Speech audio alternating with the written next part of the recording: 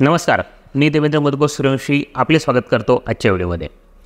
आजच्या व्हिडिओमध्ये आपण जे नवीन उद्योजक आहेत, ज्यांना नवा व्यवसाय सुरू करायचा आहे, अशांनी ज्यावेळेस ते मॅन्युफॅक्चरिंग युनिट सुरू करत असतात त्यावेळी त्यांनी त्यांच्या उत्पादनांची प्रॉडक्ट रेंज कशा पद्धतीने ठेवली पाहिजे आणि ती काही प्रॉडक्ट रेंज आहे त्यानुसार त्यांनी मालाची विक्री कशा पद्धतीने केली पाहिजे याविषयी समजून घेणार आहोत। सगळ्यात आधी आपल्याला ज्यावेळेस बरेच जण नवीन मॅन्युफॅक्चरिंग युनिट सुरू करतात, एखादं उत्पादन युनिट किंवा प्रक्रिया युनिट सुरू करतात, त्यावेळेस त्यांच्या उत्पादनामधून त्यांच्या मॅन्युफॅक्चरिंग युनिटमधून जे काही प्रॉडक्ट निघतं ते एक किंवा दोन प्रकारचे प्रॉडक्ट असतात। खूप काही झालं तर ते 3-4 प्रकारचे प्रॉडक्ट्स येतात, कारण की एका पिकावर प्रक्रिया करणारं युनिट किंवा एका पद्धतीचा माल तयार करणारं ते युनिट असतं। अशावेळी त्यांनी तो माल कशा पद्धतीने विकला पाहिजे, आपल्या ग्राहकांपर्यंत कशा पद्धतीने पोहोचला पाहिजे हे ठरवणं क्रमप्राप्त ठरतं। आपण जे काही मॅन्युफॅक्चरिंग युनिट सुरू करतो यातून जो काही तयार होणारा माल आहे याची क्वांटिटी ही खूप मोठ्या प्रमाणावर असते। त्यामुळे आपल्या सगळ्यांच्या समोर सगळ्यात मोठा प्रश्न असतो विक्री व्यवस्थेचा। मालाची विक्री कशी करावी आणि कोणापर्यंत करावं, तर याविषयी आपण आजच्या व्हिडिओमध्ये जाणून घेणार आहोत। यामध्ये विक्रीच्या पद्धती आपल्याला समजून घेणं हे सगळ्यात आधी क्रमप्राप्त ठरतं।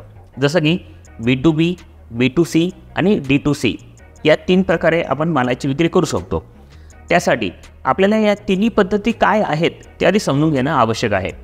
त्यातला पहिला प्रकार B2B म्हणजे बिझनेस टू बिझनेस।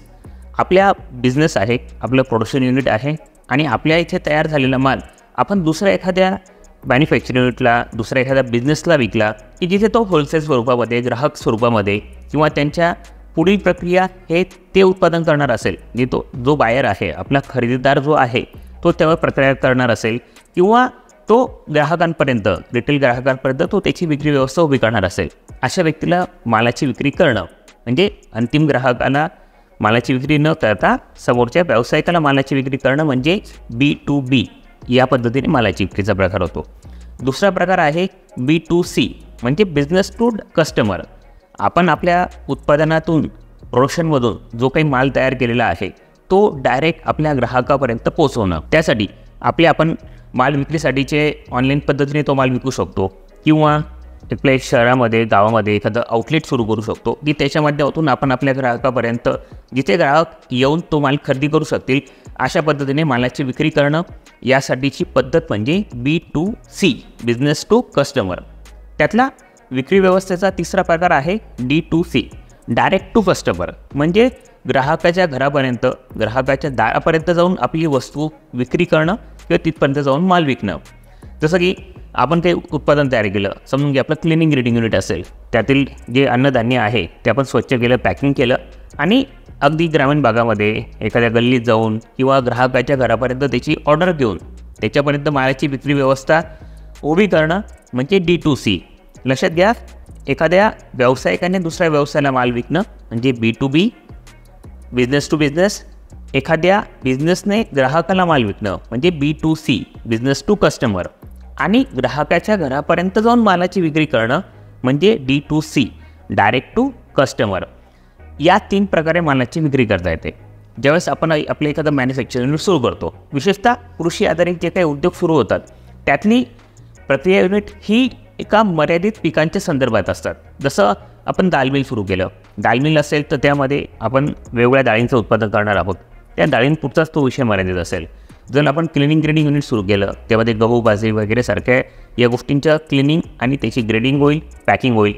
फळ प्रक्रिया उद्योग सुरू केले तर फळांवर प्रक्रिया करणारे ते उद्योग त्या ठिकाणी त्याच्यापासून तयार होणारे जे काही प्रॉडक्ट्स आहेत ते 4, 5, 6 याच्यापेक्षा जास्त ते प्रॉडक्ट असतील आणि 1 किंवा 2 पिकांवर आधारित असलेलेच ते प्रॉडक्ट असतील। जर आपण आटा मिल सुरू केलं म्हणजे गव्हापासून त्याचं पीठ करून त्याची विक्री करणं, हा जर प्रकार आपण सुरू केला तर त्यासाठी आटा मिल हे आपलं युनिट असेल आणि गव्हापासून तयार झालेलं त्याचं पीठ हे आपलं प्रॉडक्ट असेल, ते आपण ग्राहकापर्यंत विकणार असू। म्हणजे आपण ज्या संदर्भातला बिझनेस सुरू केलेला आहे त्या बिझनेसमधून तयार होणारी मालाची जी काही रेंज आहे ती खूप मर्यादित असते, म्हणजे नंबर ऑफ प्रॉडक्ट्स हे कमी असतात। आपले फिनिश गुड्स आपण जे काही तयार करतो ते कमी असतात। मग अशावेळी हा माल आपल्या ग्राहकापर्यंत कशा पद्धतीने विकायचा, तर जर आपली प्रॉडक्ट रेंज कमी असेल तर अशावेळी तो माल आपण आपल्या ग्राहकापर्यंत विकण्यासाठी B2B पद्धतीने, म्हणजे जे समोर मोठे कॉर्पोरेट कंपन्या असतील, मोठे डीमार्ट वगैरे सारख्या कंपनीज असतील, सुपर शॉप असतील किंवा काही डिस्ट्रीब्युटर असतील, यांच्या माध्यमातून ग्राहकापर्यंत विक्री करणं कधीही चांगलं. कारण जो अंतिम ग्राहक आहे, जो कन्झ्युमर आहे, जो उपभोक्ता आहे, तो एका वस्तू घेण्यासाठी आपल्या दुकानापर्यंत, आपल्या आउटलेटपर्यंत किंवा आपल्याला स्वतंत्रतेची ऑर्डर नोंदवेल का? हे का शक्य आहे? कशा करता शक्य आहे? हे एका उदाहरणाद्वारे आपण समजून घेऊयात. जसं समजा तुम्ही आटा मिल सुरू केली किंवा दाल मिल सुरू केली आणि दाल मिल सुरू केल्यानंतर तुम्ही त्या माल विक्री व्यवस्थेसाठी तुमच्या शहरामध्ये किंवा गावामध्ये एखाद्या ठिकाणी एक आउटलेट सुरू केलं की ज्यामध्ये फक्त आटा विकला जाईल. गव्हाचं पॅकिंग करून गव्हाचं पीठ 30 किलो 15 किलो या पॅकिंगमध्ये विकलं जाईल. किंवा दाल मिलचं तुम्ही तयार करून एक आउटलेट सुरू केलं ज्या ठिकाणी फक्त डाळी विकल्या जातील. अशा पद्धतीने आउटलेट सुरू केलं. अशावेळी आपले जे ग्राहक आहेत ते वस्तू घेण्यासाठी आपल्याकडे का येतील याचं आपल्याकडे खूप चांगलं उत्तर असलं पाहिजे. त्याशिवाय ग्राहक आपल्यापर्यंत येणार नाही. म्हणजे आटा असेल किंवा डाळी असतील, या आपल्या किराणाच्या यादीतल्या काही वस्तू आहेत.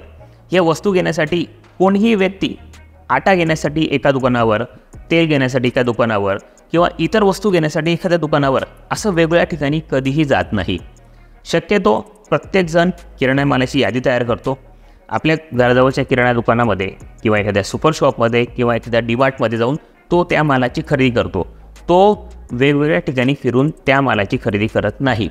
मुळात ते करणं त्यांना शक्य नसतं, परवडत नसतं. मोठ्या शहरांमध्ये तर एका ठिकाणाहून दुसऱ्या ठिकाणी जाणं हे ट्रॅफिकमुळे आणि या सगळ्या अडचणींमुळे खूप कठीण होतं. अशा वेळी तर ग्राहक त्या ठिकाणी जाणं ते शक्य नाही आहे. त्यामुळे लोक किराणा दुकानावरून, डीमार्टमधून किंवा सुपर शॉपमधून आपला पूर्ण किराणा माल खरेदी करतील. अशावेळी कोणीही आपल्या फक्त आटा विक्रीसाठीचं असलेलं एक युनिट असेल, म्हणजे आपण आउटलेट सुरू केलं असेल त्या ठिकाणी, किंवा आपण फक्त डाळ विक्रीसाठी एखादं आउटलेट सुरू केलं असेल अशा ठिकाणी येऊन माल खरेदी करणार नाही. त्यामुळे जर आपण दाल मिल, आटा मिल किंवा क्लिनिंग रेडी युनिटसारखे बिझनेसेस सुरू केले असतील तर अशावेळी आपण आपला माल हा B2B प्रकाराने विकलेला कधीही चांगला. ज्यावेळेस आपल्या ग्राहकाने आपल्यापर्यंत यावं आणि तो माल खरेदी करावा असं जर करायचं असेल तर त्यासाठी आपल्याकडे काहीतरी ठोस कारण असलं पाहिजे. त्यासाठी देखील मी एक उदाहरण देतो की आमच्या शहराजवळ MIDC आहे आणि त्या ठिकाणी खाद्यतेल निर्माण करणाऱ्या मोठ्या मोठ्या कंपन्या आहेत. याचे हजारे कोटीचे टर्नओव्हर आहेत. ते इतर ठिकाणी आपले प्रॉडक्ट्स विकतात, बाजारामध्ये होलसेल प्रकार विकतात, वेगवेगळ्या बिझनेसेसला विकतात आणि त्यांची डिस्ट्रीब्युशन नेटवर्क सिस्टीम आहे. याशिवाय शहरामध्ये काही ठिकाणी त्यांचे रिटेल विक्रीसाठीचे त्यांनी आउटलेट सुरू केलेले आहेत. अशावेळी ज्यावेळेस आपण आपल्या घरासाठी खाद्यतेल खरेदी करायला जातो त्यावेळेस आपल्या किराणा दुकानावर जाऊन आपण तो माल खरेदी करतो. त्याचे भाव दरवेळी कमी जास्त होत असतात. अशावेळी या कंपनीच्या आउटलेटवर जर जाऊन आपण खरेदी केलं तर त्या ठिकाणी 15 किलो 30 किलो किंवा 15 लिटर 30 लिटरचे असे जार व्यवस्थित पॅकिंगमध्ये दिलेले असतात. बाजारभावापेक्षा त्या ठिकाणी स्वस्त मिळतो. जर मी एकदा त्या दुकानावर जाऊन तेल खरेदी करून आणलं तर 3 ते 4 महिन्यापर्यंत मला पुन्हा तेल खरेदी करायला जायची गरज पडत नाही. त्यामुळे अशा पद्धतीने जर आपण काही कारणं दिली स्पेसिफिक, बाजारापेक्षा ते माल स्वस्त असेल, आपण तो स्टॉक करून ठेवू शकत असू, तर अशावेळी ग्राहक आपल्यापर्यंत येतील आणि बाजारापेक्षा तो स्वस्त असेल तर नक्कीच येतील. अशा पद्धतीने जर आपण काही विक्री व्यवस्था उभं करू शकत असू तर आपल्याला अशा पद्धतीने बिझनेस सुरू करणं शक्य होतं. त्यामुळे आपण मॅन्युफॅक्चरिंग युनिटमध्ये सुरू करत असू किंवा आपलं रिटेल आउटलेट सुरू करत असू त्यावेळेस ही एक गोष्ट लक्षात ठेवायची की ग्राहक आपल्यापर्यंत का येईल. आपल्याकडे जर नंबर ऑफ प्रॉडक्टची संख्या जास्त असेल त्याचवेळी ग्राहक आपल्यापर्यंत येईल. आपल्या प्रॉडक्टची संख्या जर कमी असेल तर अशावेळी ग्राहक आपल्यापर्यंत येईलच, याची काही शाश्वती नाही आहे. त्यामुळे कोणताही बिझनेस सुरू करताना, कुठलाही आउटलेट सुरू करताना आपण या गोष्टीची काळजी घेतली पाहिजे की आपल्याकडे नंबर ऑफ प्रॉडक्टची रेंज असली पाहिजे. म्हणजे जसं किराणा दुकानावर जाताना आपण काही तेल, साबण, किराणा मालाच्या वस्तू, अन्नधान्य या सगळ्या प्रकारची प्रॉडक्ट रेंज त्या किराणा दुकानावर असते. सुपर शॉपमध्ये तसंच असतं, डीमार्टमध्ये सुद्धा तसं असतं. त्या ठिकाणी कपडे, चप्पल वगैरे, शूज, इतर वस्तूसुद्धा उपलब्ध असतात. त्याच पद्धतीने ही प्रॉडक्ट रेंज त्यांच्याकडे असल्यामुळे लोक त्या ठिकाणी जाणं पसंत करतात. 10 ठिकाणी फिरून वस्तू खरेदी करणं ह्या गोष्टी लोक टाळतात. त्यामुळे जर आपल्याकडे प्रॉडक्ट रेंज असेल तर आपला व्यवसाय यशस्वी होण्याची शक्यता ही खूप जास्त आहे. आणि आपल्याकडे जर प्रॉडक्ट रेंज नसेल तर आपण B2B या प्रकारामध्ये बिझनेस केल्या तर त्या ठिकाणी आपल्याला यश मिळण्याची शक्यता ही जास्त असते.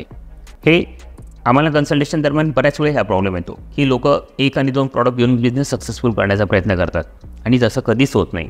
ते नेहमी यामध्ये अपयशी होतात. जर आपल्याला बिझनेस सुरू करायचा असेल तर आपली प्रॉडक्ट रेंज आहे किंवा नाही आहे त्यानुसार आपण तो निर्णय घ्यावा आणि आपला बिझनेस सुरू करावा. तर आपल्या बिझनेसला नक्कीच यश मिळेल. आजच्या व्हिडिओमध्ये एवढंच. या व्हिडिओतली माहिती तुम्हाला आवडली असल्यास या व्हिडिओला लाईक करा, जास्तीत जास्त लोकांपर्यंत शेअर करा, जेणेकरून जे काही नवनवीन उद्योजक आहेत, नवीन व्यावसायिक आहेत त्यांच्यापर्यंत ही माहिती पोहोचेल आणि त्यांनीसुद्धा त्यांचा व्यवसाय करताना प्रॉडक्ट रेंजबाबत त्यांना कळेल आणि त्यानुसार ते निर्णय घेतील. आणि अशाच पद्धतीने उद्योग व्यवसायासंदर्भात आमची माहिती घेण्यासाठी आमचे चॅनल सबस्क्राईब पण करा, बेल आयकॉन पण दाबा, जेणेकरून आम्ही कुठलाही व्हिडिओ अपलोड केल्यास त्याचं नोटिफिकेशन तुम्हाला लगेच मिळेल. आपण हा व्हिडिओ पूर्ण पाहिलात यासाठी धन्यवाद.